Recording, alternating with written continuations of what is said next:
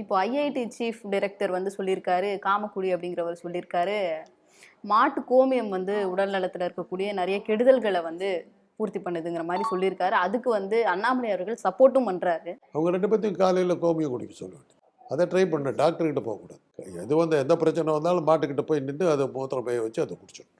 நான் தான் சொன்னேன் அவருக்கு ஐஐடி டைரக்டராக இருக்கிறீங்க, உங்கள் காலேஜில் வந்து காலையில் காஃபிக்கு பதிலாக காலையிலையும் சாயந்தரமும் கோமியமும் மத்தியானம் சாப்பாட்டில் வந்து பேசஞ்சிக்கிறதுக்கு சாணியும் போட்டு கொடுத்து மெஸ்ஸில் போடலாம் அப்படின்னு சொல்லி சஜஸ்ட் பண்ணியிருக்கேன். இவ்வளோ நல்ல ஒரு விஷயத்தை நம்ம ஏன் மீன் பண்ணுவானே, இது ஒரு ஆராய்ச்சியாக எடுத்து ப்ரூவ் பண்ணலாமே.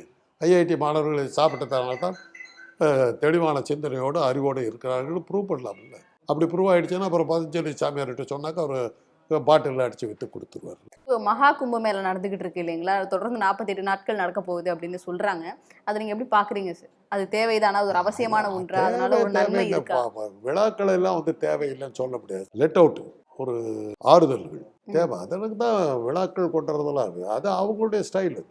அது அந்த இன்னும் அவங்க வந்து முதிர்ச்சி அடையலை. நிர்வாண சாமானியர்கள்லாம் பார்க்கலாம், கோமியம் குடிச்சிட்டு போகிறதெல்லாம் பார்க்கலாம், மனித மூத்திரத்தையே குடிக்கிறதெல்லாம் நீங்கள் பார்க்கலாம்.